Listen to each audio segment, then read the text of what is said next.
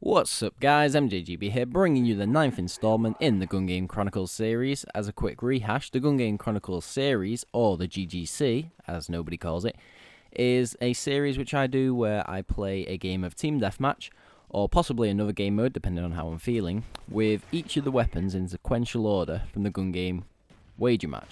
So on my channel you'll find the first 8 videos, which has me using the Python, the dual Makarovs, the Spaz, Stakeout, MP5, AK, M14. I think that's right. Something like that, yeah. And basically I play for a game of Team Deathmatch and try and do my best with each of the weapons. So for now it's somewhat easy because I can get a decent few kills in Team Deathmatch using these weapons, but hopefully later on you'll enjoy it when I'm using the Law or the China Lake or even the Ballistic Knife for a full game. So I hope you enjoy the gameplay. Now, I'm running the Spy Plane Counter Spy Plane Napalm, which I usually run because I don't run things like Chopper Gunner and Dogs and that. I think I ran them a couple of times when I first started playing COD Blops, but since then I just settle on 3-4-5. I don't like going for massive amounts of kills. I prefer to just get an okay score and focus on using my primary weapon as opposed to using kill streaks.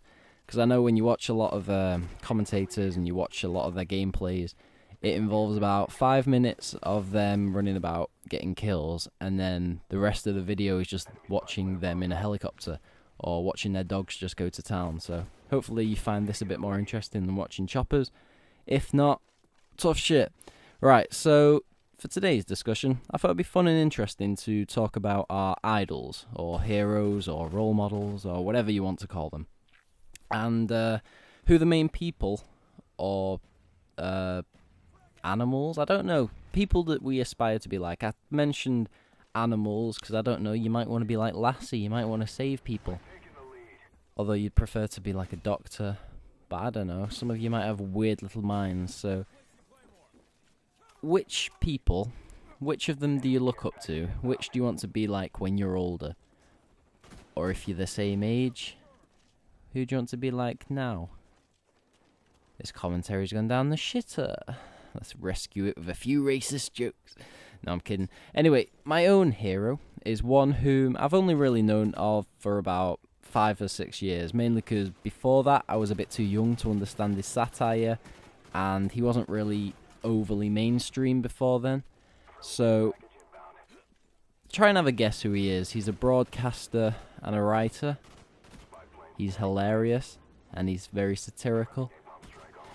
If you didn't guess, it is of course the one and only Charlie Brooker, and for those of you who don't know who he is, and you really should, he is a journalist, a comic writer, not comic writer as in doing comic books, but in terms of comedian, comedy, etc, etc.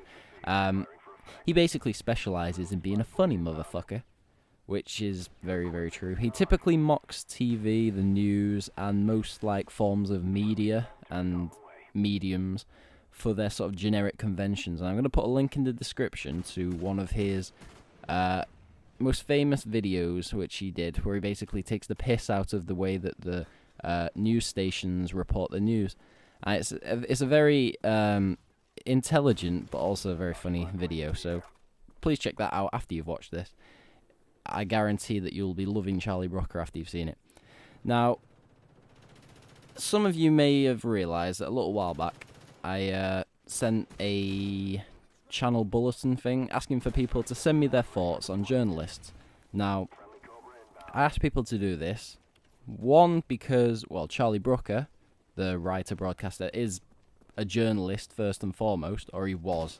He's more now a broadcaster, but he used to be a full-time journalist and predominantly TV and video game. So I wanted to hear people's thoughts on the sort of trade of journalism before I unleash this beautiful, beautiful man on you. And I say beautiful not in terms of aesthetics, but just because he's fucking awesome. So I wanted to see what people thought of journalists, and then I'd give you Charlie Brooker and see if it changes your perception. Obviously, it's not going to change your full perception, because just like any sort of thing in the world, there's going to be good, there's going to be bad. So the comments that I mainly got were about journalists being very sensationalist, which I agree with in terms of tabloid-style journalists.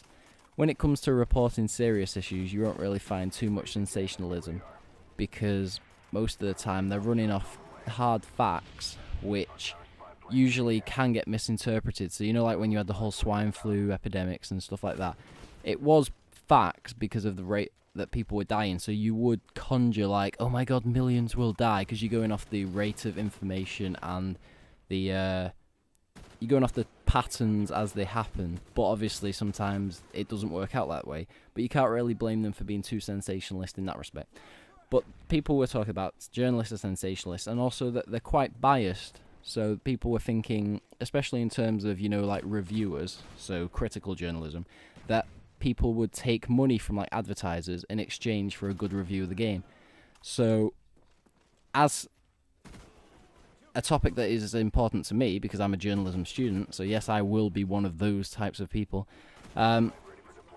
I feel a great urge to try and prove the skeptics wrong, because obviously you're going to have a thwarted opinion of journalists because of bad experiences, but hopefully if you can check out the Charlie Brooker video, if you check out some more credible news sources rather than Fox News or tabloids or anything like that, then hopefully your perception of journalists should improve, because there are good journalists out there. It's just that unfortunately they're all tarnished with the same brush because of those few that are quite awful, shall we say.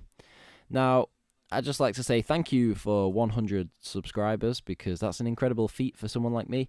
And if you've enjoyed the video, please rate, comment with your thoughts and who is your hero, who's influenced you in your life. And thank you for the continued support. Until next time, guys, please do take care.